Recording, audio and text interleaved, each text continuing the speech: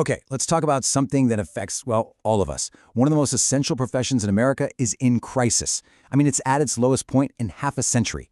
Today, we're going to dig into the teacher crisis, go way beyond the headlines. This isn't just some news story. It's been building for years. So let's get right into it. So, first things first. This isn't something that just popped up because of the pandemic. I mean, don't get me wrong, the pandemic absolutely threw gasoline on the fire, for sure. But the data? It shows this is a really deep structural crisis that's been brewing for more than a decade. It's kind of like a slow-motion collapse that's pushed the whole profession right to the brink. And when I say the brink, I'm not exaggerating. In 2022, teacher job satisfaction hit its lowest point in 50 years. Just let that sink in for a second. 50 years. This isn't just a rough patch or a bad year. We're talking about a historic rock-bottom low for one of the most important jobs in our society. So yeah, the big questions are pretty obvious, right? How on earth did we get here? And maybe more importantly, is there any way back? That's exactly what we're going to unpack today. Right, so how does an entire profession hit a 50-year low? Well, it definitely doesn't happen overnight. We've got to trace the path that took teaching from what was a pretty stable career to a profession that's now just teetering on the edge. Okay, this timeline really tells the story. You can see that after a good recovery in the 80s, things were pretty stable for about 2 decades, but then, look at what happens right around 2010. It's like a switch flips. Every single key metric, we're talking prestige, interest in the job, satisfaction, it all just starts to nosedive, and it's a steep, sustained fall that leads us straight to where we are now. This wasn't just a blip, it was the beginning of a massive decline. So, that nosedive after 2010, it wasn't random at all. It was driven by something researchers have a name for, the teacher penalty. And what that means is there's a real measurable gap in pay and workload when you stack teaching up against other jobs that need a similar degree. All right, first up, let's talk about the workload. Teachers report working, on average, 53 hours a week. Now, compare that to other professionals. They're working around 44 hours. That's 9 extra hours. To put that in perspective, that's like adding a whole extra workday every single week.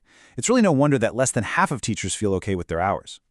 And get this, for all those extra hours, they're getting paid less, a lot less. The average base salary for a teacher is about $70,000. For other similar professionals, it's $88,000. That's an $18,000 gap. So let's just be clear, they're working more for less money. It's no surprise that only about a third of teachers think their pay is fair, while over half of their peers in other fields do. And all of this, it all leads to a really simple and honestly kind of heartbreaking conclusion for so many teachers. The number one reason they think about leaving? They just feel that the stress and disappointments of teaching aren't worth it. You know, that old idea that you accept lower pay for a really rewarding job?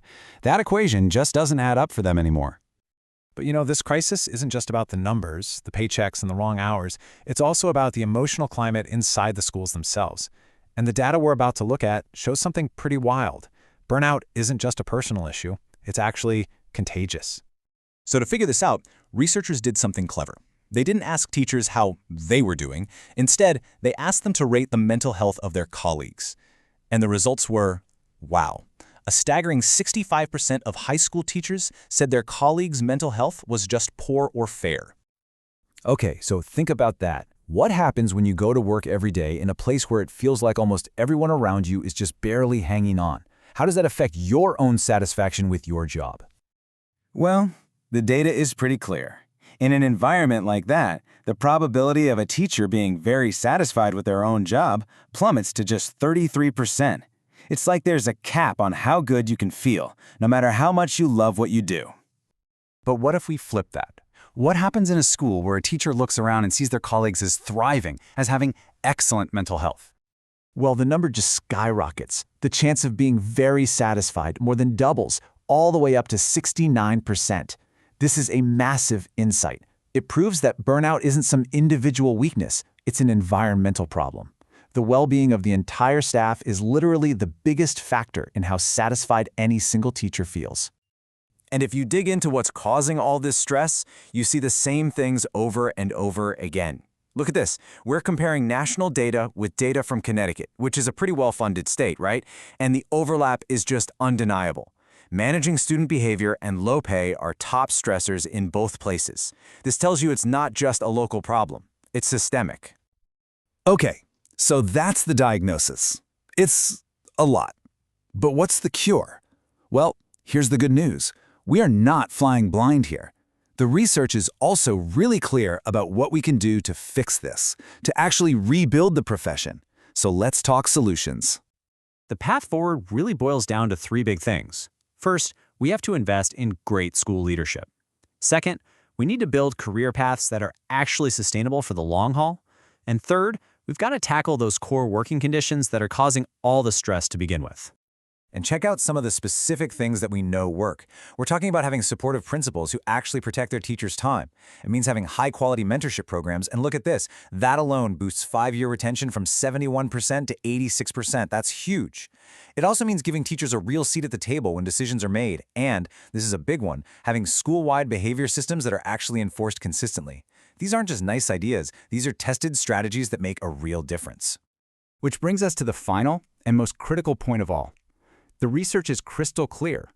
The roadmap to fix the teaching profession, it exists. It's not a mystery. We know what works.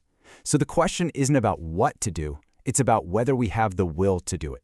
Is there enough collective will politically, administratively, to make the huge structural changes that are needed to actually turn this thing around? I mean, the future of the profession and the education of millions of kids, it all really hangs in the balance.